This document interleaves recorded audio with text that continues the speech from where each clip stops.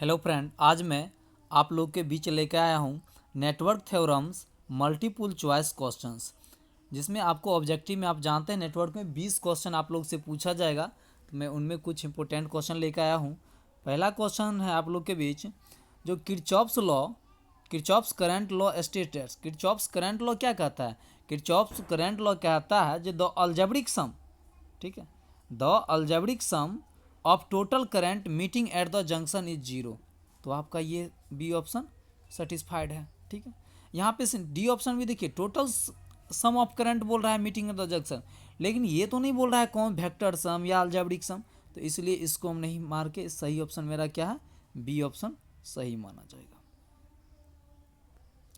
Second है आपका, according to Kirchhoff's voltage law the algebraic sum of all IR drops and EMFs in any close loop of a network is always zero होता है।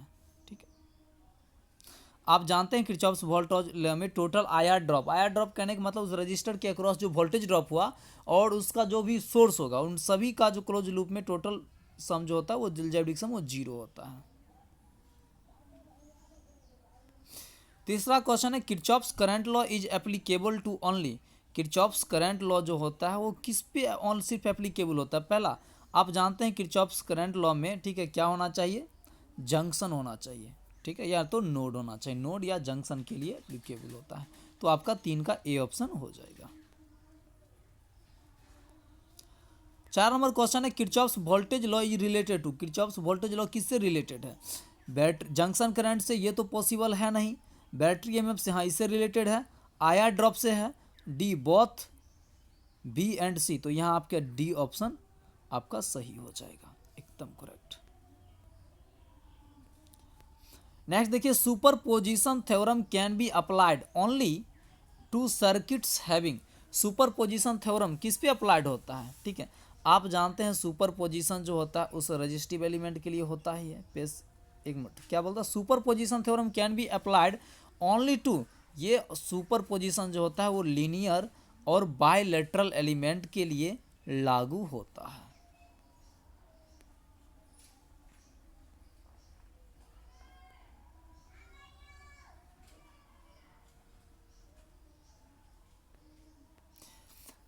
सात number question है, Thevenin's resistance RTH is found. Thevenin's resistance कैसे found किया जाता है? आप जानते हैं इसके लिए उस टर्मिनल को ओपन कर दिया जाता है। ठीक है, an ideal voltage source should have. Ideal voltage source का क्या होता है? सोर्स का आप जानते हैं, यदि आइडियल वोल्टेज सोर्स है तो इंटरनल रेजिस्टेंस जीरो होता है, और आइडियल करंट सोर्स हो तो उनका इंटरनल रेजिस्टेंस जो होता है इनफाइनाइट होता है। तो आपका यहाँ पे सी ऑप्शन सही हो जाएगा, जीरो सोर्स रेजिस्टेंस। नेक्स्ट है, फॉर ए वोल्टेज सोर्स क्या होना चाहिए? किसी भी वोल्टेज सोर्स में आप याद रखिएगा, जो आपका टर्मिनल वोल्टेज होगा वो हमेशा सोर्स ईएमएफ से कम ही होगा। ठीक है, मतलब terminal voltage can not be higher than source EMF, मतलब सोर्स ईएमएफ से कभी भी ज़्यादा नहीं होना चाहिए टर्मिनल वोल्टेज। ये ऑप्शन आपका एकदम राइट बनता है। ठीक है, क्योंकि पहला ऑप्शन था terminal voltage is always lower than source EMF. ठीक है, ये तो लोअर होता ही है, सोर्स ईएमएफ से हमेशा लोअर होता ही है, ये भी सही है। बट आपका जो मोड ज़्यादा सही है, टर्मिनल वोल्टेज कैन, ये कभी भी सोर्स ईएमएफ से हायर नहीं होना चाहिए, और सी था इक्वल, ये नहीं होता है। नेक्स्ट क्वेश्चन है, to determine the polarity of voltage drop across a resistor it is necessary to know. किसी रजिस्टर से होके जो वोल्टेज ड्रॉप हो रहा है उसका डायरेक्शन जो है, पोलरिटी डिफाइंड करने के लिए आपको ये पता करना पड़ेगा, तो उस रजिस्टर से होके जो करंट पास कर रहा है उसका डायरेक्शन क्या है। तो आपका बी ऑप्शन सही हो जाएगा। नेक्स्ट है, मैक्सिमम पावर आउटपुट जो obtained from a network when the load resistance is equal to output resistance of the network seen from the terminals of the load. The above statement किसका था? Maximum power transfer theorem में आप पढ़े हैं, तो जब आपका लोड रेजिस्टेंस सोर्स रेजिस्टेंस के बराबर होता है तो मैक्सिमम पावर का ट्रांसफर होता है।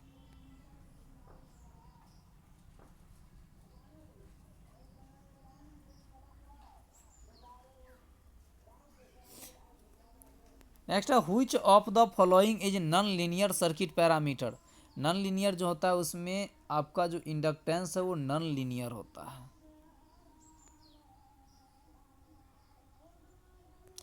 नेक्स्ट क्वेश्चन है, एक कैपेसिटर इज जनरली, कैपेसिटर क्या है? कैपेसिटर हो एक लीनियर और बायलेटरल कंपोनेंट है, ठीक है। अब देखिए लीनियर क्यों है और बायलेटरल हम क्यों बोले, ठीक है। अब देखिए यहाँ पे पहला था बायलेटरल एंड एक्टिव। बायलेटरल तो होता है, बायलेटरल क्या मतलब क्या होता है, जिसमें दोनों डायरेक्शन में, ठीक है, उसका जो नेचर होता है वो सेम होता है, तो उसको बायलेटरल कहते हैं। और कैपेसिटर में दोनों डायरेक्शन में करंट क्या होता है, फॉलो होता है सेम तरीका से, चाहे आप उल्टा करके जोड़िए या उल्टा करके जोड़िए। नेक्स्ट है आपका जो कैपेसिटर का एक्टिव, एक्टिव नहीं होता है क्योंकि एनर्जी तो उत्पन्न नहीं करता है। एक्टिव कंपोनेंट क्या होता है, जो एनर्जी एमिट करता है, ठीक है। इसलिए आपका बी भी नहीं हुआ। लेकिन सी में लीनियर भी, बायलैटरल लीनियर होता है क्योंकि आप जानते हैं जब कैपेसिटर में जब वोल्टेज और करंट के बीच का अगर आप खींचेगा तो एक स्ट्रेट लाइन प्राप्त होता है।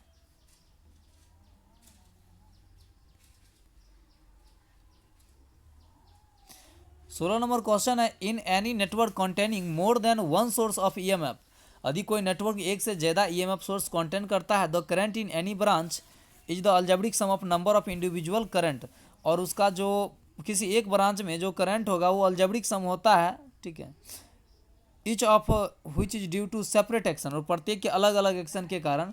इसको आप जानते हैं सुपर पोजिशन थ्योरम में आपने देखा था इस तरह से, जो किसी ब्रांच में जो अलजेब्रिक टोटल करंट का जो अलजेब्रिक सम जो होता है वो प्रत्येक एलोन के द्वारा जो एक्शन किया जाता है उसके करंट सोर्स के सम के बराबर होता है।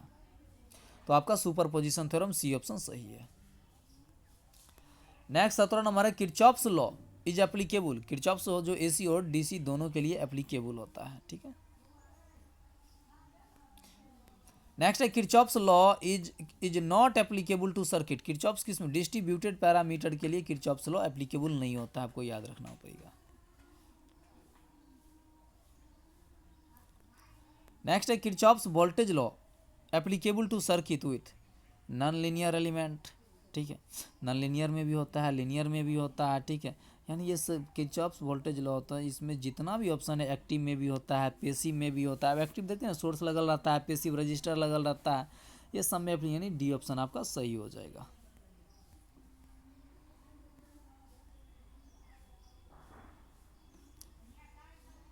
नेक्स्ट एक क्वेश्चन देखते हैं हम, कहता है for high efficiency of transfer of power internal resistance of source क्या होना चाहिए। आप जानते हैं जब मैक्सिमम पावर ट्रांसफर थ्योरम का एफिशिएंसी कितना होता है, 50% होता है। और इस कंडीशन में आपका क्या होता है, आर एल जो होता है वो आर एस के बराबर होता है, यानी सोर्स रजिस्टेंस लोड रजिस्टेंस के बराबर होता है। तो कहता है सोर्स रजिस्टेंस क्या होना चाहिए, इंटरनल रेजिस्टेंस ऑफ सोर्स, यानी सोर्स रेजिस्टेंस क्या होना चाहिए। आपने देखा होगा उसके फॉर्मूला में यदि सोर्स रेजिस्टेंस, ठीक है, चूँकि नीचे में था, तो यदि सोर्स रेजिस्टेंस आपका क्या आता था, आर टी एच बट्टा आर एस आता था। यदि आप देखिए यदि आर टी एच बट्टा आर एस, ठीक है, और 2 RS था, इसका यदि फिर से फॉर्मूला हम सेपरेट लिखें तो क्या था, एफिशिएंसी बराबर आपने फॉर्मूला देखा होगा, क्या लास्ट में आता है आर टी एच बट्टा 2 RS, ठीक है, जिसके कारण से आपका ये क्या आता है 50%, और आर ये बराबर रहता है इसलिए 50% है। अब ज़्यादा होगा तो क्या होगा, यदि आर एस का वैल्यू जितना डिक्रीज करेगा इफिशियंसी क्या होगा उतना इंक्रीज करेगा। तो इफिशियंसी ज़्यादा कब होगा, जब आपका सोर्स रेजिस्टेंस लेस देन होगा किससे, लोड रेजिस्टेंस से। तो आपका बी ऑप्शन सही है। देखिए ये ऑप्शन दे दिया, पावर ट्रांसफर मैक्सिमम इफिशियंसी कितने होता है 50%, अभी आपने देखा था ना जो 50% होता है।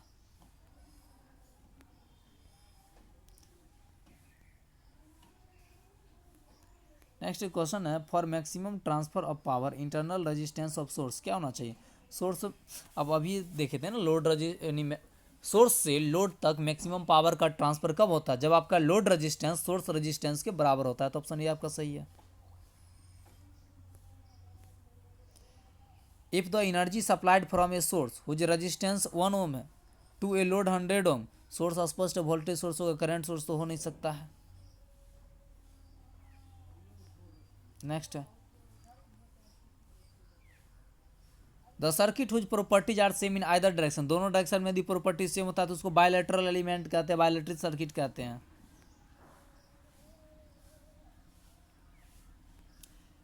इन a series parallel circuit any two resistance in same current जब ये होगा जब दोनों रजिस्टर आपस में सीरीज में कनेक्ट होगा, ये ऑप्शन सही।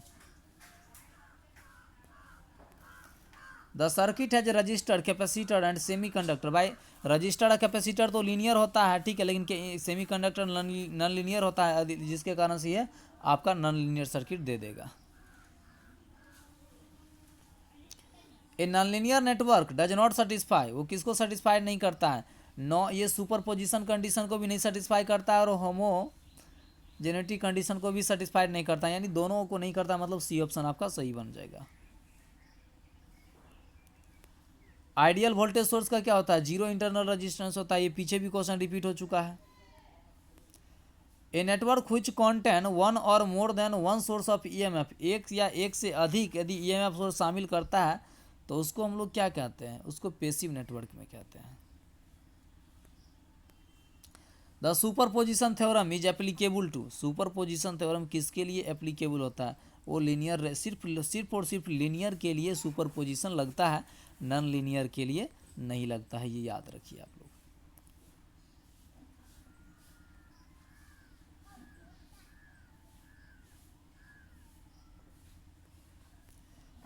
Application of Norton's theorem to a circuit. Norton's theorem में क्या होता है? Equivalent current source and impedance in series, एकदम सही बात है। आप नॉर्टन्स थ्योरम में देखिएगा, आपका जो सोर्स करंट सोर्स जो था, ठीक है, IN जो आप नाम दिए होंगे, ठीक है, और रेजिस्टेंस इसमें क्या था? सीरीज में इसके साथ जुड़ा हुआ था।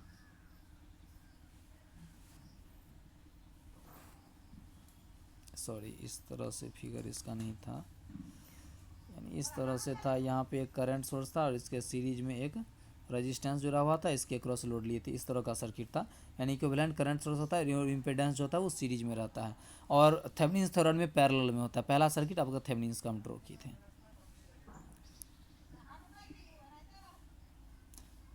नेक्स्ट क्वेश्चन है जो the superposition theorem is applicable. Superposition पहला वोल्टेज के लिए, करंट के लिए, बहुत वोल्टेज और करंट के लिए, डी वोल्टेज करंट पावर, ये एकदम सही है। वोल्टेज करंट और पावर तीनों निकाला जा सकता है सुपरपोजिशन थ्योरम से। Between the branch voltage of A loop the Kirchhoff's voltage law impose, किसको किरचॉफ्स वोल्टेज लॉ इम्पोज करता है? नॉन लीनियर कांस्टेंट्स, इसको नहीं, लीनियर को, ये लीनियर को करता है। ए passive network is one which contain, passive network किसको कहते हैं? जो कोई भी जिसमें ईएमएफ सोर्स नहीं होता है उसको पैसिव नेटवर्क कहा जाता है, ठीक है। यानी पैसिव नेटवर्क जिसमें जो यानी सिर्फ एनर्जी को क्या करता है? कंज्यूम करने का काम करता है। यानी आपको एक्टिव सर्किट का अधिक, उसको यदि अधिक कोई ईएमएफ सोर्स है तो उसको एक्टिव सर्किट कहते हैं, और कोई ईएमएफ सोर्स नहीं होता तो उसको पैसिव सोर्स कहते हैं, पैसिव सर्किट कहते हैं। ए टर्मिनल वेयर 3 और मोर ब्रांच मीट, उसको क्या बोलेंगे भाई? नोड बोलेंगे ना। जहाँ पे 2, 3 या 3 से अधिक मिलता है उसको नोड बोलते हैं, और 2 से 2 या 2 से अधिक मिलता है तो उसको जंक्शन कहते हैं। Which of the following is passive element, आपका स्पष्ट है कैपेसिटेंस पैसिव एलिमेंट है। रजिस्टर, इंडक्टर और कैपेसिटर तीनों पैसिव एलिमेंट है, क्योंकि तीनों एनर्जी को कंज्यूम करता है, और जो एनर्जी को कंज्यूम करता है, खपत करता है, उसको पैसिव एलिमेंट कहते हैं।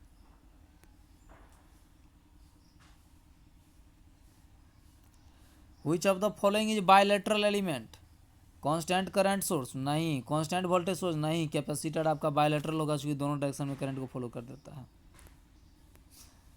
ए क्लोज पाथ में be several branch of the network, इसको लूप कहते हैं। ये कोई क्लोज पाथ जो होता है और सेवरल ब्रांच शामिल करता है तो उसको लूप कहते हैं, यानी अलग अलग मेश को अपने अंदर शामिल करता है, उसको पूरा को क्या बोलते हैं? लूप बोलते हैं। जैसे मान लीजिए एक ये है, एक ब्रांच ये हो गया, एक ब्रांच ये हो गया, पूरा को क्या बोलते हैं? एक लूप बोलते हैं।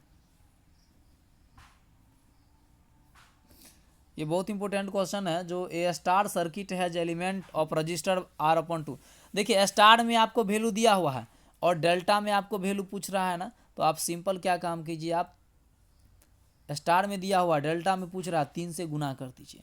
R/2 आपको दिया हुआ है, इसमें 3 से गुना कीजिएगा, कितना हो जाएगा? 3R/2 ऑप्शन आ जाएगा। आप यहाँ पे रॉन्ग दिया हुआ, ये ऑप्शन होना चाहिए 3R/2।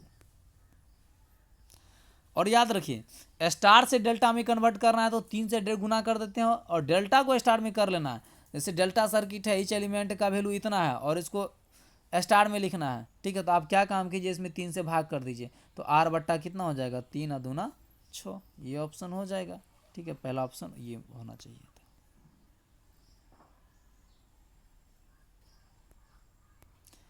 In Thevenin's theorem to find जेंड फाइंड करने के लिए क्या करते हैं? आप जानते हैं यदि आपको जेंड फाइंड आउट करना होता है तो डी ऑप्शन में क्या है, देखिए पहला ऑप्शन, सर ऑप्शन देख लेते हैं। All independent current source are short circuited and independent voltage source are open circuit. नहीं, ऐसा करने वोल्टेज सोर्स को ओपन करने से कोई फ़ायदा नहीं है। ठीक है, चूँकि करंट सोर्स को ओपन करते तब ना करंट जीरो होता है, इसलिए वो गलत है। All independent voltage source open and all independent current source are short circuited, ये भी गलत है।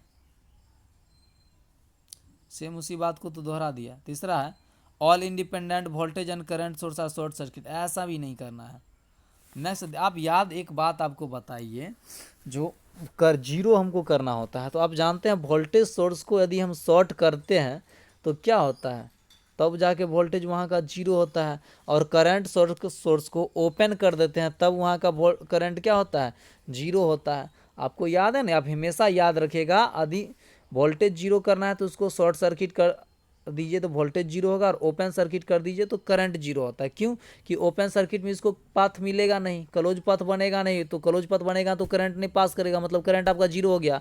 और शॉर्ट सर्किट में क्या होता है, जो जिसको आप शॉर्ट सर्किट कीजिएगा तो वो डमी नेटवर्क की तरह काम करता है। अब डमी नेटवर्क की तरह वो काम करेगा तो क्या होगा, उसके अक्रॉस कोई उसका आर रेजिस्टेंस का वैल्यू क्या होता है, जीरो हो जाता है डमी का। और जब रेजिस्टेंस जीरो है, करंट यदि पासो कर रहा है, जीरो में गुना करेंगे जीरो, मतलब थेवेनिन्स थ्योरम में हम ये याद रखिएगा दोनों को जीरो किया जाता है, यानी इसको डी ऑप्शन सही है।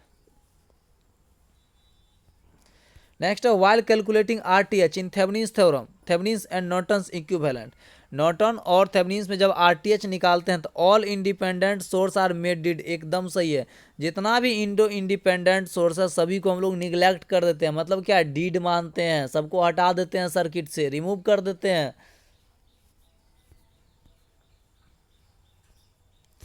The number of independent equation to solve a network is equal to, भाई जितना कोड होगा उतना ही इक्वेशन बनेगा।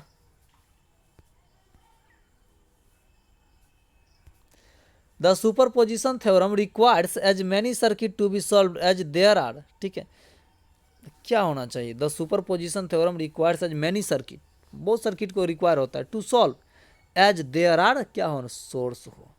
ठीक है,